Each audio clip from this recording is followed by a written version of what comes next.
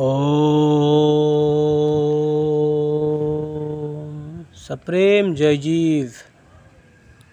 आजिर विषयवस्तु प्रकृत रे आस्तिक किए आउ नास्तिक किए आसतु आलोचना करिबा। ए संसारर समस्त मत दुईटी श्रेणी रे विभक्त। एक ईश्वर को मानिबा और द्वितीय जड़ तत्व बा परमाणु को मानिबा। ईश्वर को जो माने मानती तांको आस्तिक कहती एवं जड़ प्रकृति को जो माने मानती तांको नास्तिक कहती।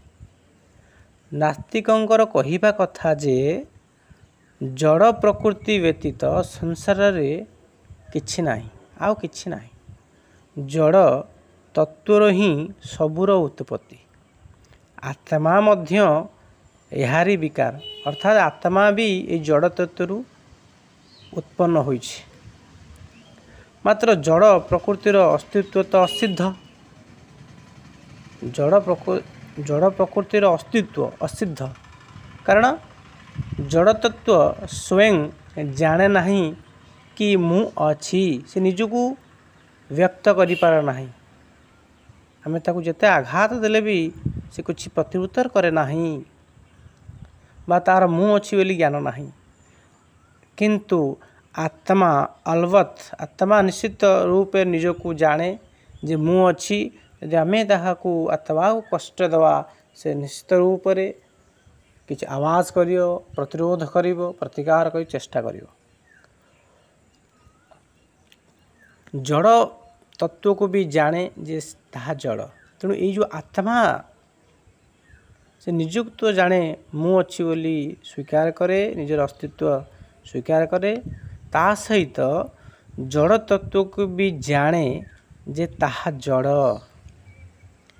तेणु जड़ तत्वर अस्तित्व बा इंग्लिश रे एक्जिस्टेंस जड़ तत्वर अस्तित्व बा एक्जिस्टेंस आत्मा भितर विद्यमान।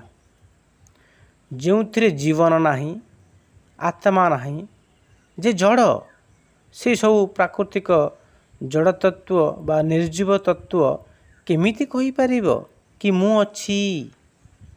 इंग्राजी रे एक्जिस्टेंस बा अस्तित्व शब्दर अर्थ है जीवन बा लाइफ। एणु यह सिद्ध जे जो जड़ तत्वर जीवन नहीं तार अस्तित्व बा एक्जिस्टेंस मध्य रही न पारे। जे स्वयं अस्तित्वहीन निर्जीव जे स्वयं जड़ ताठारु चेतनर उत्पत्ति मानिबा सेहिपरि जेमिति कि केही कहि पारंती अमुक देशर मृत स्त्री लोकटी गोटिए जीवित संतान प्रसव करिछि बा अमुक देशर मृत व्यक्ति बिलरे काम करुछि। जे स्वयं जड़ जीवनहीन और मृत से एते बड़ संसारर कर्ता बा नियामक होई न पारे। जड़ तत्व यही सुंदरता और नियम सहित संसार को सुसज्जित करी पारिब नाही। जड़ और निर्जीव होइथिबारु मृत्तिका आदि तत्व मृत जे मरीछि से केमिति काहाकू कौन तैयारी करिवो। कौन मृत व्यक्ति खेतबाड़ी रे काम करि पारिबो कि कौन मृत काहारी रचयिता बा उत्पत्ति कर्ता होई पारिबो कि केबे नुहे। एणु एक आत्मतत्व एपरि एक तत्व जहा चेतन अटे ओ सारा जड़ संसार रचयिता ओ कल्पनाकारी अटंती। अतएव एकमात्र आत्मतत्वरू बा आत्मतत्व को छाड़ी आउ कहारी संसार रे अस्तित्व नाही। जे निज पाई अस्ति बा अछीर प्रयोग करि पारिबो जे मु अछि बा जे कहि पारिबो मु अछि। एही चेतन आत्मा को मानुथ्य व्यक्ति को प्रकृति रे आस्तिक कुआ जाए। अछि अस्ति ଯେଉଁଥିରେ ଅଛି ସେହି अस्तित्व को जे स्वीकार करे से होउछन प्रकृत आस्तिक।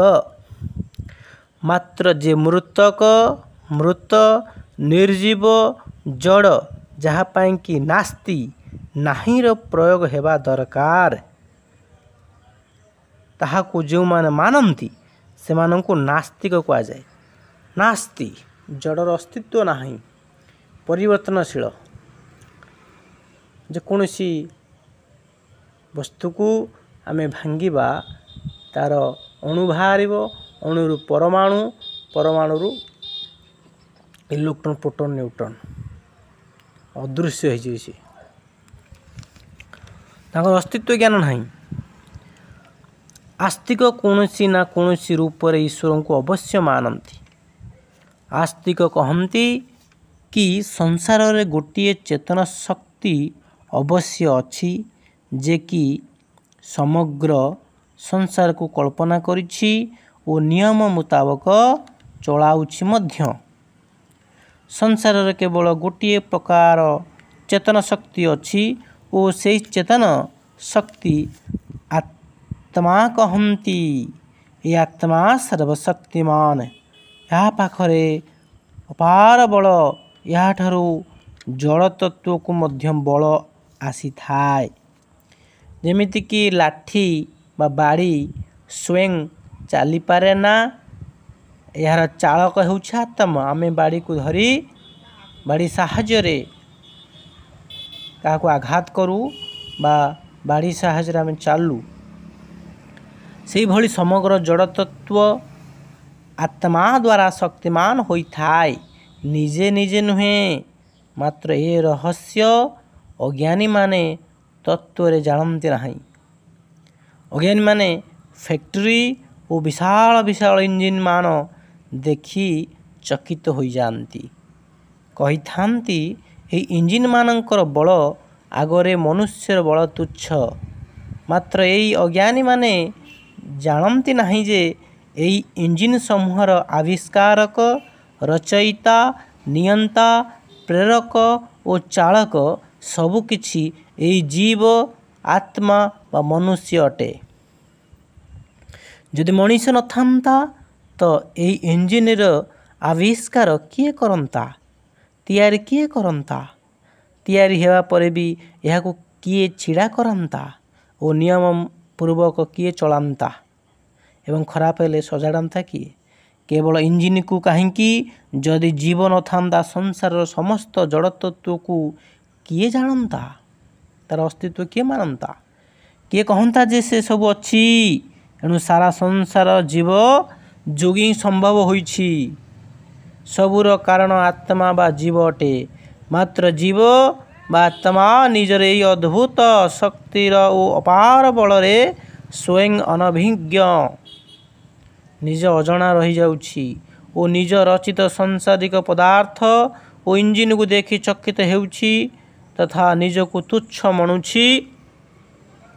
यही भली अज्ञानी प्राणी को जीव कहती और आत्मज्ञानी को ईश्वर पदवी मिली थाए बा आत्मज्ञान जार हो गला ताको ईश्वर कहती। जीवरे बा आत्मारे आउ गोटे गुण अच्छी ता यह कि जीव मनोमय होता है, भावनामय होता है और कल्पनामय होता है। एणु जो जीव निजर ईश्वरत्व को निजर प्रकृत स्वरूप को न चिन्हि निज को तुच्छ दीन हीन दास गुलाम भावी थाए से पुरुष साधारण पुरुष। ताहाको जड़े तुच्छ जीव व्यतीत अन्य किछि कहा जाई न पारे। मात्र जे ज्ञानी एभली पुरुष विशेष को ईश्वर कहती। जेमिति कि योगदर्शन शास्त्र रे पतंजलि मुनि कहते क्लेश कर्म विपाक शयर परामृष्ट पुरुष विशेष ईश्वर। जेमिति कि आरबी घोड़ा और आरबी घोड़ा अश्व विशेषर नाम अटे, से भली पुरुष विशेषर नाम ईश्वर अटे। ଯେମିତିକି ବଳଦ ବିଶେଷର ନାମ ଷଣ୍ଢ, ଯେମିତିକି ବାଘ ବିଶେଷର ନାମ ମହାବଳ, ପକ୍ଷୀ ବିଶେଷର ନାମ ମୟୂର, ସେହିଭଳି ପୁରୁଷ ବିଶେଷ ବା ଜୀବ ବିଶେଷର ନାମ ଈଶ୍ୱର ଅଟେ। ଈଶ୍ୱର ଆତ୍ମା ଠାରୁ ଭିନ୍ନ ଅନ୍ୟ କୌଣସି ବସ୍ତୁ ନୁହେଁ। ଲୋକମାନେ କହନ୍ତି ଈଶ୍ୱର ଆତ୍ମାକୁ ନୁହେଁ ପରମାତ୍ମାକୁ କହନ୍ତି। ହଁ, ଠିକ୍ ତ ସେୟା, ଠିକ୍ ତ ସେଇ କଥା। ପରମ ଓ ଆତ୍ମା ଏ ଦୁଇଟି ଶବ୍ଦର ମିଶ୍ରଣରେ ପରମାତ୍ମା ସୃଷ୍ଟି ହୋଇଛନ୍ତି ବା ପରମାତ୍ମା ଶବ୍ଦ ସୃଷ୍ଟି ହୋଇଛି। ପରମର ଅର୍ଥ ବଡ଼ ବା ଶ୍ରେଷ୍ଠ। ପରମାର୍ଥର ଅର୍ଥ ମଧ୍ୟ ତାହା। ମନୁଷ୍ୟକୁ ଲୋକମାନେ ମହାତ୍ମା କହନ୍ତି, ପରମାର୍ଥୀ। ମାତ୍ର ସେହିଭଳି ପରମାତ୍ମାକୁ କାହିଁକି ଯେ ମନୁଷ୍ୟ ବୋଲି ଲୋକେ ମାନନ୍ତି ନାହିଁ, ଏହା ହିଁ ଆଶ୍ଚର୍ଯ୍ୟ। ଯେଉଁଭଳି ବଡ଼ ମଣିଷ ଆତ୍ମାକୁ କହନ୍ତି, ସେହିଭଳି ପରମାତ୍ମା ମଧ୍ୟ ଆତ୍ମାକୁ କହନ୍ତି। ଯେମିତି ମଣିଷ ବିଶେଷକୁ ବଡ଼ ମଣିଷ କହନ୍ତି, ସେହିଭଳି ପୁରୁଷ ବିଶେଷକୁ ଈଶ୍ୱର କହନ୍ତି। ଜଣେ ଲୋକ ଯେପର୍ଯ୍ୟନ୍ତ ଯତ୍ନ କରି ନିଜ ମନରେ ବଡ଼ପଣ ବିଶେଷପଣ ମହାନତାକୁ ଧାରଣ କରିନଥାଏ, ସେ ପର୍ଯ୍ୟନ୍ତ ସେ ସାଧାରଣ ଲୋକ ଓ ସେତେବେଳେ ସେ ସେହି ମହାନତାକୁ ଧାରଣ କରିନିଏ। ଯେତେବେଳେ ସେ ସେହି ମହାନତାକୁ ଧାରଣ କରିନିଏ, ଯେଉଁଥିରେ ସେ ବଡ଼ ମଣିଷ କୁହାଯାଇପାରେ, ତ ମଣିଷକୁ ବଡ଼ ମଣିଷ ହୋଇଯାଏ, ମଣିଷରୁ ବଡ଼ ମଣିଷ ହୋଇଯାଏ। ଠିକ୍ ସେହିଭଳି ଏ ପୁରୁଷ ବା ସାଧକ ଜୀବ ଯେତେବେଳେ ନିଜର ଈଶ୍ୱରତ୍ୱକୁ ଚିହ୍ନି ବା ଜାଣି ନିଜର ସ୍ୱରୂପ ଜ୍ଞାନକୁ ଧାରଣ କରିନିଏ, ତ ସେ ପୁରୁଷ ବିଶେଷ ବା ଜୀବ ବିଶେଷ ଈଶ୍ୱର କୁହାଯାଏ। କାରଣ ସେ ଯେତେବେଳେ ନିଜକୁ ଜାଣିଯିବ ଯେ କି ସିଏ ଜଡ଼ତତ୍ତ୍ୱ ନୁହେଁ, ସମସ୍ତ ଜଡ଼ତତ୍ତ୍ୱ ତା'ର କଳ୍ପନାରୁ ଉଦ୍ଭବ ହୋଇଛନ୍ତି, ସୃଷ୍ଟି ହୋଇଛନ୍ତି, ସେ ଏସବୁ ଜଡ଼ ତତ୍ତ୍ୱର ସୃଷ୍ଟିକର୍ତ୍ତା ତଥା ରଚୟିତା ଏବଂ ଦ୍ରଷ୍ଟା ଉପଭୋଗକାରୀ, ସେତେବେଳେ ସିଏ ସମସ୍ତ ଦୁଃଖ ମୋହ ଶୋକ ଅଜ୍ଞାନତାରୁ ଉପରକୁ ଉଠିଯାଏ। ନିଜର ସଚ୍ଚିଦାନନ୍ଦ ସ୍ୱରୂପକୁ ପାଇ ସିଏ କୃତକୃତ୍ୟ ହୋଇଯାଏ। ବାସ୍ତବିକ ଯେ ନିଜକୁ ଯୋଗ ମାଧ୍ୟମରେ ଏବଂ ସତ୍ ପଥରେ ଯାଇ ସାଧନା ମାର୍ଗରେ ଯାଇ ନିଜକୁ ଜାଣେ, ସେ ପ୍ରକୃତରେ ଆସ୍ତିକ ଏବଂ ସେହି ଆସ୍ତିକତାର ଫଳସ୍ୱରୂପ ସେ ଆତ୍ମପୂଜା କରେ।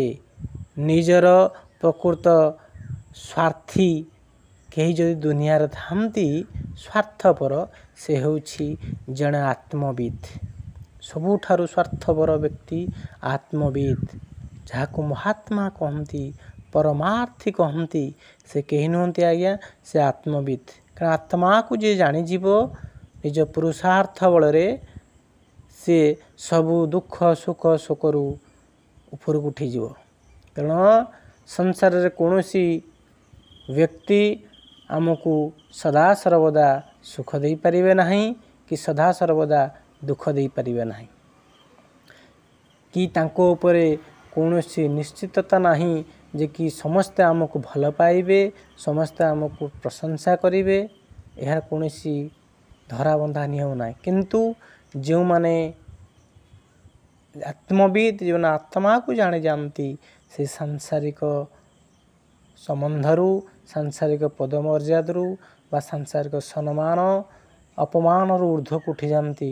ତାହାଙ୍କୁ କୌଣସି ସାଂସାରିକ ଆକ୍ଷେପ ପ୍ରତି ଆକ୍ଷେପ ବା କଟୁ ସମାଲୋଚନା ତାଙ୍କର କିଛି କ୍ଷତି କରିପାରେ ନାହିଁ, ବା ସେ ମାନସିକ ସ୍ତରରେ ସୁଦୃଢ଼ ଥାନ୍ତି, ନିଶ୍ଚିତ ଥାନ୍ତି ଏବଂ ଆସ୍ତିକ ଥାନ୍ତି।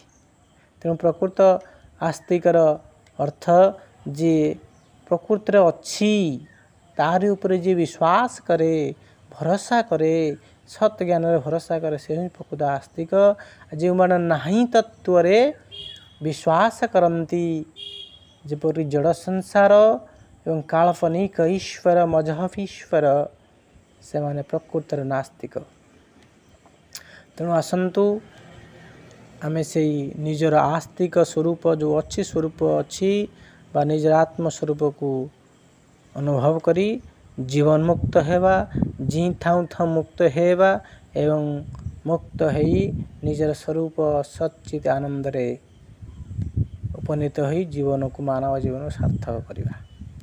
यदि कोई वाणी की विश्राम देउछि जो माने यह शुणुंट से बहुत समय धरे आप शुणुवर आपण मानक अनेक अनेक धन्यवाद तथा आपण मानकर सर्वांगीन उन्नति कामना करी वाणी की विश्राम दउछि।